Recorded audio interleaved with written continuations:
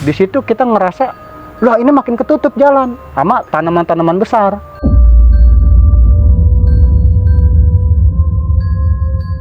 Wah, Pul, kenapa? Pucat lah muka dia, tatapannya kosong. Dia bilang apa? Oh no, bego, bocah banyak banget. Banyak anak kecil pada ngetawain kita.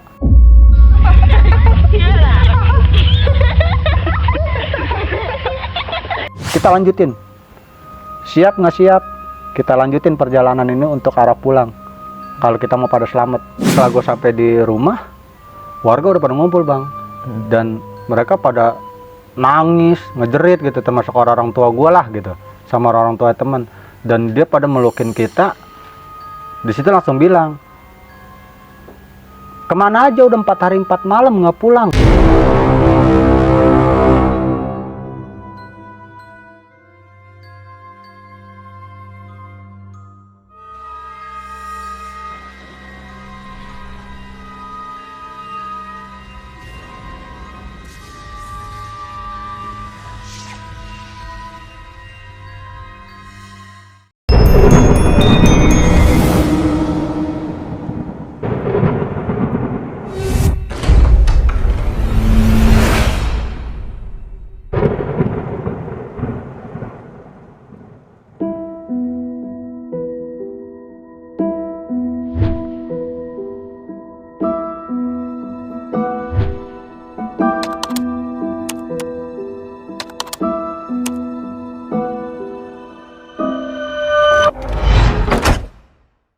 Assalamualaikum warahmatullahi wabarakatuh.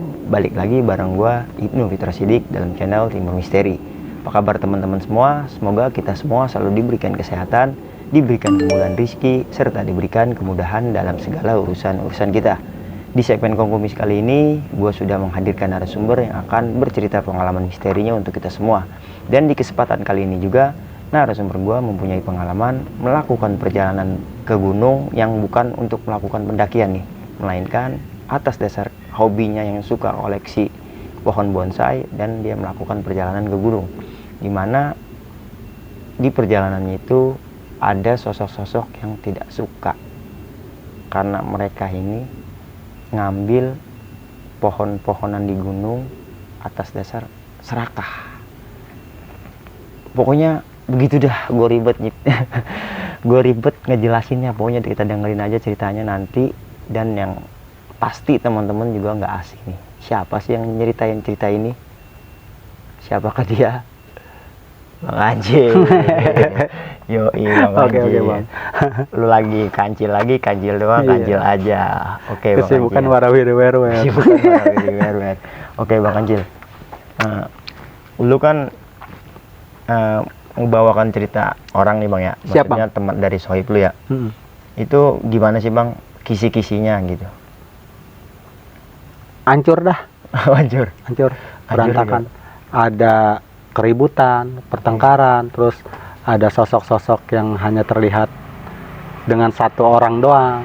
Kita semua nggak melihat, dan sampai pada akhirnya kita semua mendengar suara-suara tertawanya tuh anak-anak kecil yang tadi cuman berapa suara gitu jadi makin banyak. Dan di situ pun ketika kita turun sampai di rumah, disambut sama para warga dan orang-orang tua kita dikatakan sudah 4 hari 4 malam lamanya nggak pulang. Oke, tersesat. Iya, sampai mau dilaporkan ke pihak yang berwajib dengan laporan anak hilang. Oke, cuman nyari bonsai ke gunung. Iya. Lu sampai 4 hari tersesat. Iya, Bang. Ditambah. Aduh.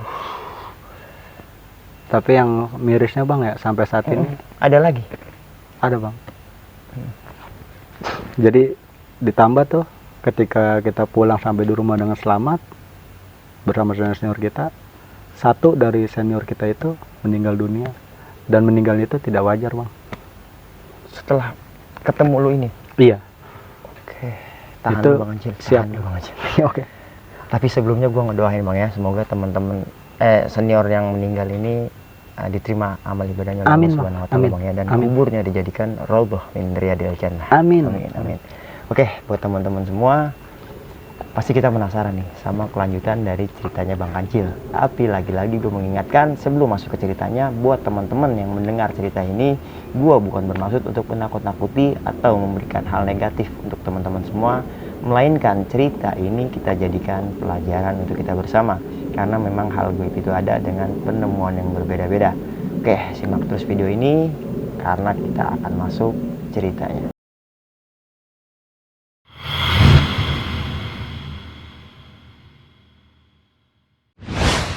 Oke, Bang Kancil, gimana Bang cerita detailnya Bang? Oke bang. Jadi saat itu gue masih awam soal pendakian bang. Yang mana di kampung gue ini pemudanya kebanyakan pecinta tanaman bonsai. Tapi bukan untuk diperjualbelikan, buat hiasan semata. Jadi kita pada sering cocok tanam, terus kita nyari bibit pohon tanaman tumbuh-tumbuhan bonsai gitulah. Ini cuman buat hiasan doang berawal. Sampai suatu saat nih senior gue, beberapa dari senior gue ini nyampein ke gue orang nih, ke tongkrongan gue. Kita nyari ke Gunung Guntur yuk. Bibit-bibit banyak di sana buat dijadiin bonsai. Tanaman apa aja tuh. Nah, di situ dari beberapa temen nih pada ngedukung ajakan senior. Oke. Ya. Oke. Gue ikut, Bang. Cuman gue pada awam nih soal pendakian keluar masuk hutan gitu, kata teman-teman. Sama kayak gue pun belum pernah sama sekali naik gunung. Terus syaratnya lu tuntut apa nih bang? Apa kita bawa tenda, apa kita bawa konsumsi gitu kan? Nggak usah, udah banyakin air aja, orang kita langsung turun kok gitu kan. Kagak nginep di hutan, ngapain nginep di gunung, kata gitu. Orang kita cuma nyari tanaman. Nah di situ kita malah tambah semangat gitu. Oh nggak nginep, yaudah ayo ya. Orang bareng-bareng ini ada yang mandu itu, yaitu senior. Nah saat semua udah pada kompak, itu kita langsung prepare dah tuh. Kita bawa tas gemblok lah dari rumah saat itu. Saat gua ABG tuh, gua bawa tas gemblok. Teman-teman juga pada bawa tas masing-masing. Itu isinya cuman kalau di tas gua itu cuman air 2 liter. Gue beli itu di warung, bukan ngisi dari botol kosong gue isi air di rumah gitu. Gue beli air baru. Gue beli air baru 2 botol sebanyak 2 liter. Itu gue taruh di tas sama stok rokok lah buat di jalan. Kalau takutnya teman-teman habis, gue bawa rokok nih gitu. Sembari jalan kan kita enak tuh. Lagi itu gue masih zaman-zaman baru belajar ngerokok tuh bang. Nah itu kisaran jam berapa tuh? Gue jalan kisaran jam 4 sore bang. Jam 4 sore gue setar untuk pendakian ke Gunung Guntur, mencari bibit unggul dari tanaman-tanaman bonsai. Nah berawal dari jam 4 sore kita berjalan, terus senior langsung ketemu di inilah, kita biasa nongkrong di kampung tuh di perempatan. Di kampung gua, dan senior bilang, "Lu udah pada siap?" "Udah bang." "Bawa senter kak?" "Oh ya gue lupa." Temen ada ngomong gitu. Akhirnya kita beli senter di warung tuh, senter kecil. Nah kalau gue bawa, sama yang lain persiapan udah bawa. Gue saat itu gue bawa senter yang gede tuh, yang panjang, senter kayak besi tapi di aluminium bang, yang model jadul tuh. Itu udah langka tuh bang, kalau ada jadi barang antik sekarang. Nah itu gue bawa senter yang itu, yang panjang, yang aluminium, yang lampunya kecil tuh. Baterainya juga itu gede-gede bang. Nah akhirnya gue bawa itu, punya bokap. Kita langsung terusin perjalanan karena semua perbekalan udah pada komplit. Yang diutamakan itu penerangan untuk di jalur, karena kita jalan lagi itu jam 4 sore. Nah itu kita gegas tuh bang, jalan sampai ke kaki Gunung Guntur. Total berapa orang gitu? Itu kisaran 8 orang kita bang. 8 orang itu senior kalau nggak salah 3 atau 4 orang gitu saat itu. Nah sisanya teman-teman. Itu kita jalan sampai di tujuan, itu pun dari rumah jaraknya 1 jam lebih lah, kurang lebih tuh 1 jaman lah gitu ya, untuk menuju ke Gunung Guntur. Kita dari Garut. Area kampung juga ya? Iya, kita masih di daerah Garut juga sih. Itu kurang lebih kisaran dari 1 jam waktu perjalanan yang kita tempuh untuk ke kaki Gunung Guntur. Sesampainya di kaki Gunung Guntur, kita langsung gegas tuh bang, nerobos. Sedangkan kita saat itu diajak sama senior itu nerabas. Kita bisa dibilang ilegal ya bang, kalau anak sekarang bilang tuh kita pendakian ilegal untuk mencari bibit-bibit unggul dari tanaman tersebut. Kita nerabas Sejauh itu kita jalan ke gunung di jalur, itu udah ketemu tuh dari beberapa tanaman-tanaman bibit unggul bonsai. Dan kita udah mulai tertarik. Cuman kalau kata senior, tahan, jangan di sini. Kalau lu mau lampiasin emosi lu untuk ngambil-ngambil bibit, di atas lebih cantik lagi, lebih banyak lagi pilihannya. Nah, kita terusin itu perjalanan tuh, Bang. Oke. Untuk kita jadi terbawa omongan senior untuk melihat bibit-bibit yang lebih bagus pilihannya di atas sana. Akhirnya kita terusin perjalanan sampai kita nemuin tuh, semata kita memandang tuh, di sudut-sudut banyak tuh bibit-bibit yang bisa kita ambil untuk dijadikan bonsai. Kita udah mulai tergiur situ. Bang, ini banyak, di sini aja. Ya udah, ambilin. Nah, udah pada buka tas tuh. Di isi tas itu gue pada bawa karung masing-masing untuk ngambil bibit-bibit tersebut gitu. Jadi nggak disatuin, satu karung ini kita satuin gitu. Ntar kita bagi-bagi gitu. Nggak begitu. Jadi kita masing-masing ngambil. Nah, karena kita hobi nih, Bang, jadi pada serakah gitu. Oke. Sepuasnya kita gitu Nafsu ngambil. lah Ya bisa bilang serakah lah ya. Nah, di situ kita gali sampai pada akhirnya kita dapat deh tuh beberapa bibit-bibit bonsai yang kita mau. Udah ngerasa cukup, udah ngerasa berat, kita mulai untuk arah turun. Itu kisaran jam 8 malam atau jam 7 malam gitu. Itu nyampe puncak, Bang. Nggak sampai kita gua pertama kali naik gunung ke Guntur itu buat tujuan nyari bibit-bibit unggul tanaman bonsai tersebut. Itu pertama kali gue pendakian, tapi nggak sampai di puncak karena di jalur itu memang udah banyak gitu. Di sudut-sudut mata memandang tuh udah banyak itu bibit-bibit unggul. Jadi nggak sampai ke puncak, lu udah nemuin gitu buat lu jadikan bonsai tanaman-tanaman itu. Akhirnya kita udah ngerasa cukup, udah ngerasa puas, kita semua bareng-bareng tuh sontak teriak ke senior, balik ya, Bang. Udah cukup nih, udah banyak. Nah, senior bilang, lah gue mah ayo aja, kata senior gitu kan. Itu temen tiba-tiba bengong, Bang. Sama nih, dari rombongan gue nih, selain senior ya, itu pada awam dalam hal pendakian tersebut gitu, belum pernah naik gunung termasuk gue. Nah, ini salah satu dari temen gue bengong, Bang. Ya taruhlah namanya Ipul ya. Pul, lu kenapa? Diam aja. Pul, lu kenapa?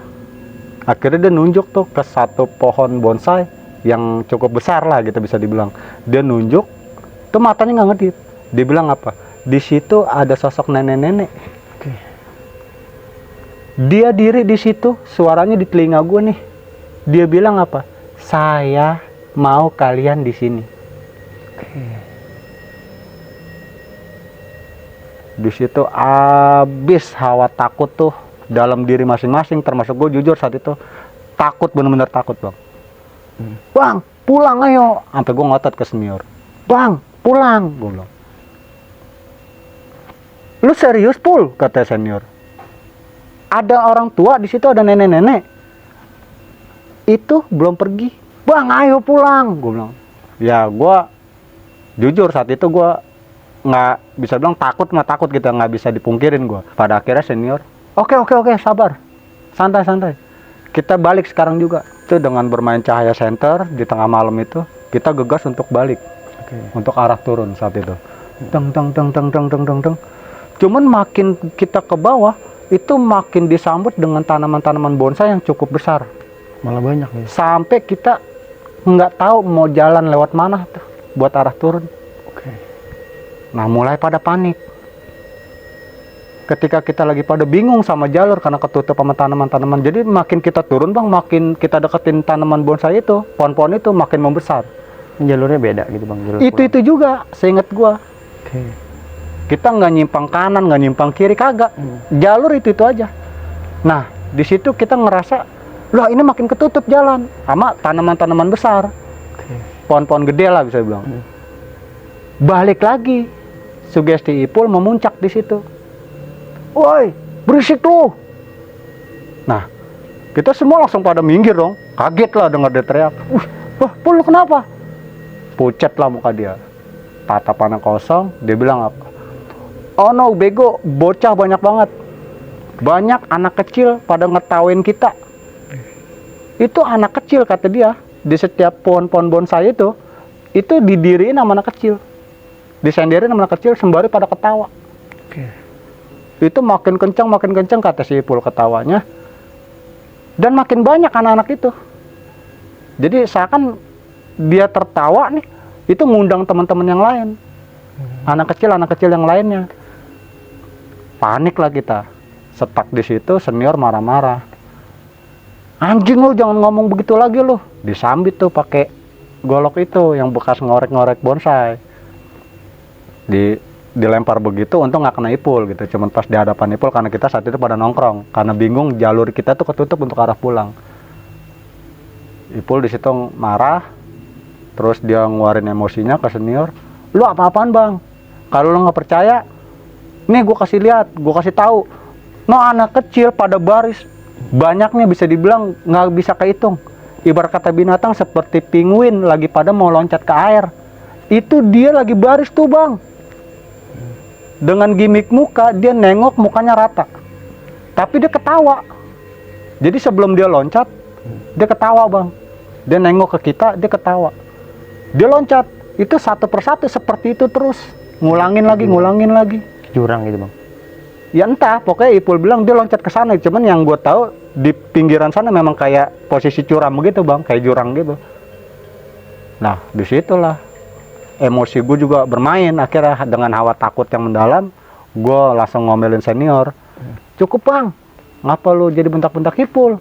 Nah gue punya pola pikir, lu cuman beberapa orang nih senior gitu. Kalau gue keroyokin juga lu bakalan kalah, ya kan? Di sini nggak ada yang bisa misahin kita kalau kita ribut. Lu ngapa ngomelin Ipul, bentak-bentak Ipul? Orang dia real kok lagi ketakutan, gue bilang gitu. Itu nutupin hawa takut gue juga, gue jadi marah, misahin mereka berdua lah. Nah, sampai akhirnya senior bilang, oke, Pul maafin gue. Kita semua diambil sikap sama senior, kita lanjutin. Siap nggak siap? Kita lanjutin perjalanan ini untuk arah pulang. Kalau kita mau pada selamat, kita turun deh tuh bang. Sampailah kita tuh udah ngelihat pemandangan perkotaan lah ya, perkampungan di daerah Gunung Guntur itu, di kaki gunung. Nah kita udah mulai ngerasa aman di situ bang. Cuman pas begitu kita mau ngelanjutin langkah kita, perjalanan kita ketemu mungkin petani saat itu ya, bapak, sosok orang tua, yaitu bapak-bapak. Dia bilang, tunggu, bawa pacul. Orang tua itu, tunggu, tanaman ini dari mana? Dari atas bah, pulangin. Kalau ngambil jangan serakah, dan ini bukan hak kamu. Pulangin kalau kamu mau pada selamat. Itu omongan gue inget. Tapi senior frontal nih ke orang tua tersebut. Ah, orang udah diambil kok bah, ini mau dirawat. Ya udah, kalau mau dirawat, rawat dengan baik, jangan disalahgunakan. Saya cuma bisa bilang itu doang ke kalian. Nah, gue punya inisiatif lain sama teman-teman. Gue bilang sama senior, bang, sorry nih, gue mau lanjutin ke atas lagi deh. Gila lu, kalau lu mau, lu balikinnya sendiri, gue mau pulang. Nah, dari senior yang satu lagi nih, karung-karung gue ini dari 4 orang nih termasuk si Ipul, diambilin bang sama dia. Udah sini, itu yang berisi bibit bonsai. Sini, kalau lu kagak mau, biar gue yang miara, biar gue yang ngurus. Ya udahlah, apa daya kita kan. Akhirnya kita niatnya, ya pokoknya gue harus sampai rumah malam ini. Itu kisaran jam 11, setelah dapat omongan seperti itu, ancaman dari si Abah, kita lanjutin pulang. Kagak gubris omongan si Abah tersebut. Kita sampailah di rumah, ternyata di rumah kita ini lagi banyak orang. Bisa dibilang orang sekampung lah ya, selingkungan kampung itu ya. Itu termasuk ya, mungkin kalau di sana apa sih, kepala desa lah gitu ya. Itu pada ngumpul, orang-orang tua, ada bokap-bokap juga sih, itu bokap gua, bokap-bokap temen. Nah itu pada ngomongin kita, yang mana kita pergi tanpa izin, satu. Kedua, nggak ada yang tahu kita pendakian ke Gunung Guntur. Dan anehnya lagi, yang nggak bisa gua habis pikir, semua pada ngomongin kita karena kita udah 4 hari 4 malam nggak pulang ke rumah. Wah, kita pada kaget. Apaan sih gitu kan? Nah kita omongin, kita jelasin ke para warga di situ kan, yang panik ngomongin kita semua nih, rombongan yang ke Guntur ini. Kita dari Gunung Guntur diajak sama si A si B ini, senior ini kita tunjukin orang-orang ya, karena pulang kan bareng gitu. Si A si B ini, abang-abang ini, untuk mencari bibit unggul dari tanaman bonsai. Terus orang tua bilang, ya tapi 4 hari 4 malam nggak pulang kemana? Di sini nggak ada yang tahu kabar kalian gitu kan. Sampai gue juga domelin sama gue punya bokap. Nah, akhirnya kita jelasin, apaan sih 4 hari 4 malam? Gue ngotot sama orang tua buat, dan di situ kan banyak orang-orang tua lainnya. Gue bilang sama orang tua gue, situ gue teriak gitu dengan nada tinggi. Gue bilang, apaan sih 4 hari 4 malam? Jalan tadi sore jam 4, ini jam 11 baru turun. Jam 4 malamnya itu, 4 hari 4 malamnya itu dari mana? Gue bilang. Nah, orang tua nih langsung marah ke gue dipukul sama nyokap. Dipukul pipi gue sama nyokap, digampar. Sadar, udah 4 hari nggak pulang gitu kan. Kemana coba? Terus nggak ada kabar, nggak ada yang tahu. Kecuali ngasih kabar atau ngasih tahu sebelum berangkat gitu, mau ke gunung gitu kan, diajak sama abang ini gitu. Ini nggak ada ngasih kabar. Jadi semua nih sekampung pada bingung gitu kan, mau nyari kemana gitu. Dan ternyata ya real nyatanya 4 hari 4 malam gue baru turun bang, jam 11 malam. Yang lu rasain padahal baru sehari. Sehari. Jadi jalan Nggak sampai sehari ya, dari jam 4. ya hitungan jam 4 sore, Jam 11. pulang jam 11. Orang gue tuh sama senior dibawa nggak sampai ke puncak, nggak sampai ke gunung, puncak Gunung Guntur itu. Jadi baru di kaki gunung, mungkin bisa dibilang di pertengahan itu kita udah balik arah turun, karena kita udah banyak bawa yang kita cari gitu, tanaman tersebut. Dan para warga sama orang-orang tua kita masing-masing pada nalarnya kita 4 hari 4 malam udah nggak pulang ke rumah. Makanya mereka panik, sempet malah mau dilaporkan ke polisi kita. Oke, hilang berarti ya. Iya, dengan laporan kategorinya kehilangan anak lah gitu, mereka pada orang-orang tua kita. Nah, di situ kita sangat menyesal juga sih bang gitu, dengan ajakan satu senior, dan kedua bikin panik semua orang termasuk orang tua sendiri. Lu nggak izin ya. Karena kita nggak izin, itu bikin kita nyesal satu. Dan lamanya kisaran 3 bulan, salah satu dari senior gua yang ngambil tanaman gua itu sama tanaman beberapa teman gua, karena gua mau mulangin tadinya, ternyata beliau umurnya pendek bang. Beliau meninggal dunia ya karena selama habis ngambil tanaman di Gunung Guntur itu, selang 2 minggu atau 25 hari gitu bang, itu orang tuanya bilang emang dia nggak pernah main sama kita lagi bang, nggak pernah keluar rumah. Dia sakit, senior gue salah satu itu sakit. Oke. Setiap kita tanya keluarganya sakit, adik kita tanya sakit gitu. Begitu juga orang tuanya kalau ketemu di warung gitu, kemana bu, pak, si ini gitu, sakit gitu. Ini maaf gue nggak sebutin namanya gitu, karena memang kemarin teman nggak ngizinin. Oke. Nah, almarhum ternyata sakitnya itu nggak wajar bang. Jadi dia setiap dia berbaring, mau tidur siang, mau tidur malam gitu kan, itu dia berbaring di tempat tidur, dia selalu teriak-teriak bang, nggak mau gitu.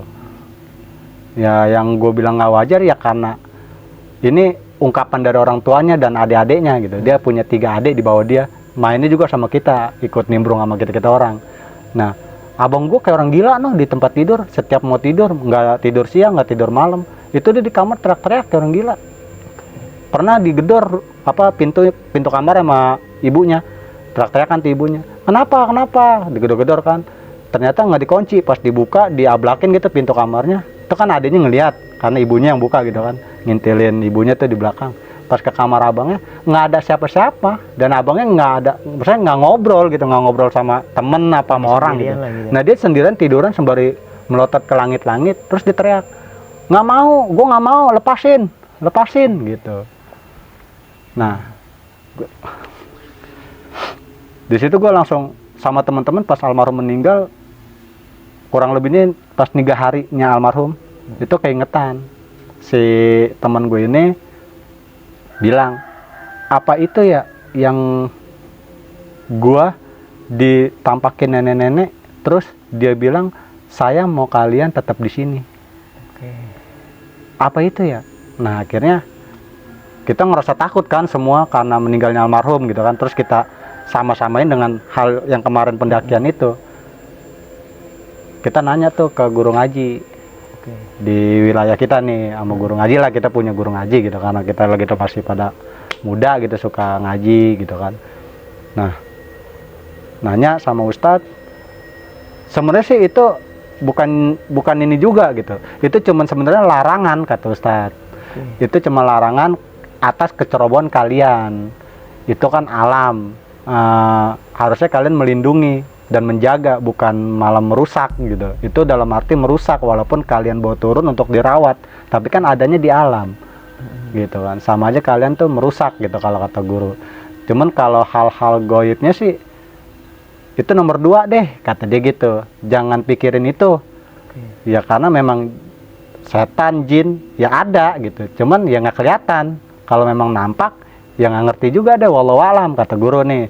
Tapi kan nggak mungkin lah almarhum meninggal karena itu gitu.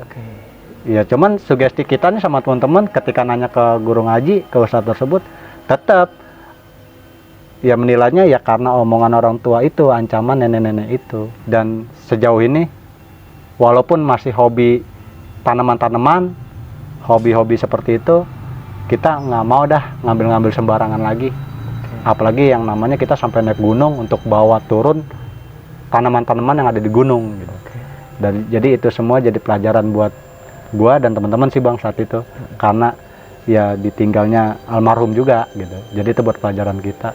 Ya inilah dari yang buruk ya dampaknya buruk gitu. Kalau kita berbuat hal yang baik ya dampaknya baik gitu sih Bang. Ya mungkin segitu aja cerita gue sih Bang.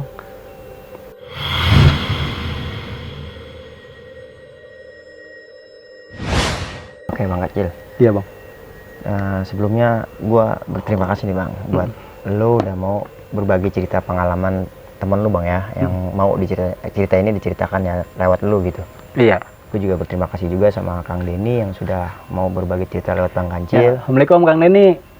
Nah, gue ada yang mau gue tanya nih Bang. Mungkin kalau sekiranya lu bisa jawab, lu jawab gitu. Yang nggak bisa lu jawab ya mungkin nggak apa-apa gitu. Nanti biar Kang Denny juga bisa ngejawab di kolom komentar mungkin ya. Ntar kan bisa lu informasikan nih kalau video ini sudah tayang gitu kan. Iya. Biar di review sama Kang Denny. Nah, gue bertanya sama sosok kakek-kakek lu nih Bang. Kakek-kakek ini menurut lu gitu, yang lu pengetahuan lo ya, ini dia manusia beneran atau memang bukan itu? Logikanya jam 11 malam itu dia ke gunung bawa pacul gitu, itu manusia pada umumnya apa bukan? Ya. Kalau masalah sosok atau wujud kakek-kakek tersebut ya, orang tua itu, ya gue sih sampai sekarang menilainya beliau ya sama seperti kita gitu, manusiawi gitu. Manusia ya, karena gue bisa menilai beliau manusia ya bener-bener beliau tuh wujud gitu depan gua gitu, dan nampak dan dia bicara lantang gitu, seakan-akan ngasih pelajaran buat kita gitu. Itu sih yang gue tanggap dari, maksudnya ya, dan yang respon dia nih secara nggak langsung yang dia lihat lu tuh serakah gitu. Iya, makanya dia ngasih kayak bisa bilang pelajaran atau ancaman gitu ya. Kalau bisa balikin, tapi kalau mau dirawat ya silakan gitu, cuman jangan serakah. Kan beliau ngebicara seperti itu buat gue tuh ya bukan hanya ancaman, sekaligus pelajaran gitu. Iya. Hidup tuh jangan serakah gitu intinya. Jadi ya gue menilai sosok beliau nih ya orang tua sejati gitu, manusia gitu. Cuman nggak logikanya aja malam-malam ngapain gitu. Satu, dan nggak logikanya beliau bisa langsung tahu kita tuh bawa tanaman bonsai. Oke, yang sebenarnya itu dalam karung ya. Iya, itu yang nggak habis pikir ya. Ya itu sih semua sebenarnya udah panjang lebar. Sampai almarhum meninggal dunia pun senior gue, salah satu dari senior gue itu, gue masih ngomongin sosok orang tua itu. Kenapa beliau bisa tahu kita bawa tanaman bonsai, bibit tanaman bonsai. Di situ kita masih ulas tuh kalau kita lagi ketemu kangen. Gitu kali, Bang. Nggak ngerti juga, soalnya memang kayak dia pakai celana pangsi kayak apa sih, bawa pacul gitu, kayak petani-petani gitulah ya, kayak orang-orang apa sih, orang kampung lah gitu, kayak habis cocok tanam gitu, mungkin ke sorean atau kemalaman gitu kan. Jadi kita bertemu lah sama beliau gitu. Oke. Nah, selama lu tersesatin yang dirasain sama Kang Denny nih, memangnya nggak, waktu itu nggak terasa lama gitu? Normal-normal aja yang lu rasain gitu? Kagak ada kesadaran buat hal waktu seperti itu sih Bang. Kalau kita sampai 4 hari 4 malam adanya gitu di jalur tersebut, itu nggak ngerasa. Yang kita rasa sepanjang perjalanan kita turun, panik sama pendebatan tuh antara senior sama teman-teman. Oke. Itu yang kita selalu isi tuh, kekosongan, kepanikan dengan cara seperti itu. Selisih paham sampai terjadi seperti itu gitu, ngotot-ngototan. Jadi kita nggak inget tuh berapa lama waktu yang kita tempuh dalam perjalanan turun tersebut. Iya, dan yang lu lewati itu ya normal-normal aja gitu. Sewaktu normal lu lah gitu. Dan kita punya inian bareng-bareng ya, kayak apa sih, insting lah ya bisa dibilang, ketika udah semua udah clear gitu kan. Sebelum almarhum nih senior meninggal dunianya, kita sempat kongko bareng, dan berpikir mungkin lamanya kita yang dibilang sama para warga, sama orang tua yang pada nyari kita, sampai kita mau dilaporin ke pihak berwajib karena hilang, anaknya hilang gitu. 4 hari 4 malam itu ya karena kita tersesatnya dengan pohon-pohon bonsai yang makin membesar. Ketutuplah jalur kita di situ. Kan kita sempat setak tuh. Mungkin di situ kali yang bisa dibilang 4 hari 4 malamnya. Oke. Apa mungkin gini Bang, dimensinya dia nih ya. Maksudnya lu masuk ke dimensi lain lah gitu. Ya kalau itu sehingga di dimensi lu ini sebenarnya dimensi yang wajar gitu kan.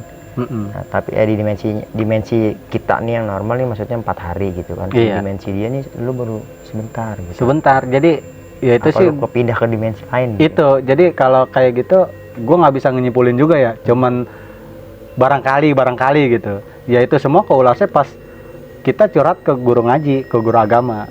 Dia gimana tuh kata? Nah beliau sih, guru besar sih bilang ke kita nih ya yang pada ngaji sama beliau, ya hal itu memang ada gitu.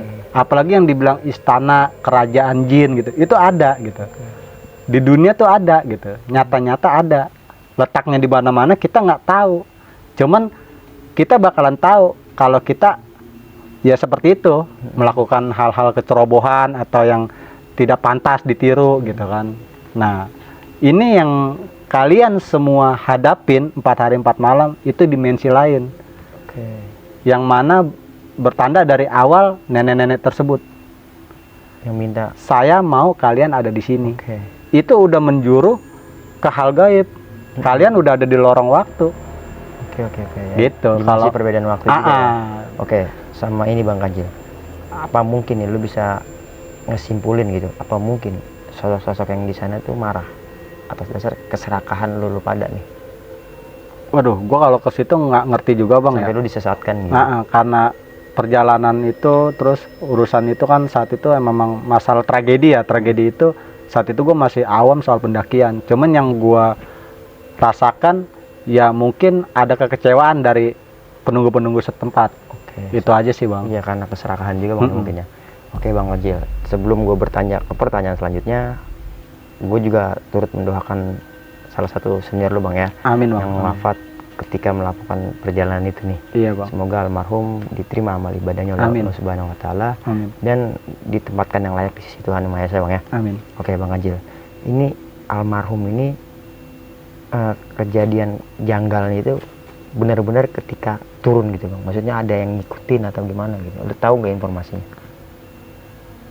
Saat sakitnya almarhum, emang keluarganya kagak ada nalar buat hal-hal mistis Bang.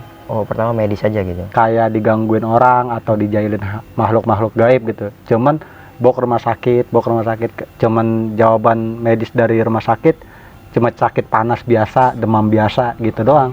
Jadi yang kita tahu nih dari keluarganya almarhum, yaitu beberapa adiknya lah yang nongkrong bareng kita. Ya sejauh itu semenjak dia sakit nggak keluar rumah tuh dibawanya ke rumah sakit. Dan nggak ada penyakit-penyakit dalam atau hal-hal lain gitu. Hanya demam aja, rasanya gitu. Cuman keanehan almarhum tuh ketika istirahat baringkan badannya di tempat tidur, dia selalu teriak-teriak, nggak mau pergi lu, gue mau di sini gitu. Ini rumah gua. Jadi kayak orang marah-marah gitu. Diajak pergi gitu ya. Ya katanya sih seperti itu. Itu kayak ada yang ngajak. Ya? Itu semua terlontarkan dari adiknya yang bicara ke kita. Dibawa ke praktisi gitu, ke spiritual gitu Bang. Saat itu emang dari keluarga besarnya almarhum itu nggak terlalu percaya sama hal-hal kayak gitu Bang. Jadi susah kalau buat dibawa-bawa ke praktisi begitu. Maksudnya ke psikolog gitu Bang. Maksudnya yang lebih paham gitu kan. Kalau emang dia nggak percaya kan apa ada gangguan jiwa gitu kan. Ke psikolog atau ke panti atau ke bagiannya lah, bagian psikolog gitu kan. Nggak dibawa sama sekali. Nggak dibawa ke situ Bang. Tujuan ke situ enggak, cuman pas dia 2 hari meninggalnya almarhum, Ustadz gua orang pada ngomong Bang. Kan Ustadz gue juga kan bagian mandiin jenazah nih Bang, di kampung gua. Dia bicara sih sedikit di pengajian setelah meninggalnya 2 harinya almarhum. Dia bicara Ustadz gue dengan mungkin emang layak untuk diungkapin ya. Almarhum meninggalnya cakep, almarhum meninggalnya bagus, tapi gitu dia ini berawal diajak sama seseorang. Nah itu kita sempat bikin bulu kita merinding dan kita penasaran di situ. Dalam arti ya, diajak itu apa nih Pak Ustadz? Terus di situ guru kita langsung berhentikan omongannya. Udah, ente mah kadang paham, ada gitu. Cuman nih dipaksa gitu, meninggal almarhum nih dipaksa gitu. Ada yang maksa untuk ngikut gitu. Iya, sedikitnya ada hal ke situnya Bang ya. Nah itu terlontarkan begitu aja dari guru agama. Bukan ada sisi itunya juga ya, ada Iya. sisi mistisnya juga Iya. yang menyebabkan meninggalnya itu. Walaupun ya logikanya ya Allah lah yang punya kuasa semuanya Bang. Betul, Bang. Lagi perkara kematian ya. Betul Bang. Oke Bang Ajil, terima kasih banyak Siap, sebelumnya Bang. Lu udah mau berbagi cerita lu lagi. Siap Bang. Kapan-kapan kalau lu punya cerita lagi, mampir lagi Bang ya. Oke Bang. Ada satu lagi Bang. Oke, nanti Semenjak gue beberapa hari kerja ini Bang. baru berapa kerja ya udah punya cerita lagi Bang Ajil. Nanti kita todong lagi Bang Ajil buat bercerita. Oke, buat teman-teman kiranya itu aja yang bisa gue sampaikan pada kesempatan kali ini. Dan sebelum gue akhiri video ini, buat teman-teman semua, apapun yang sudah diceritakan Bang Kancil melalui ceritanya Bang Denny, ya lagi-lagi pandanglah dengan sisi positif Bang ya. Siap. Karena memang hal goib itu ada dengan penemuan yang berbeda-beda. Dan goib itu hadir dengan sugesti kita pastinya Bang ya. Siap Bang. Nah, gue juga mau berterima kasih buat teman-teman yang sudah menonton video ini sampai habis. Semoga kita semua selalu diberikan kesehatan oleh Allah Subhanahu wa taala. Amin. Dan juga buat teman-teman jangan lupa bantu channel kita dengan cara subscribe, like, and comment serta aktifkan loncengnya agar tidak tertinggal video-video terbaru dari Timur Misteri. Kiranya itu aja yang bisa gue sampaikan pada kesempatan kali ini. Kurang dan lebihnya gue mohon dibukakan pintu maaf yang seluas-luasnya. Akhir kata, gue Ibnu Fitra Siddiq Gua Kancil. pamit undur diri. Wassalamualaikum warahmatullahi wabarakatuh.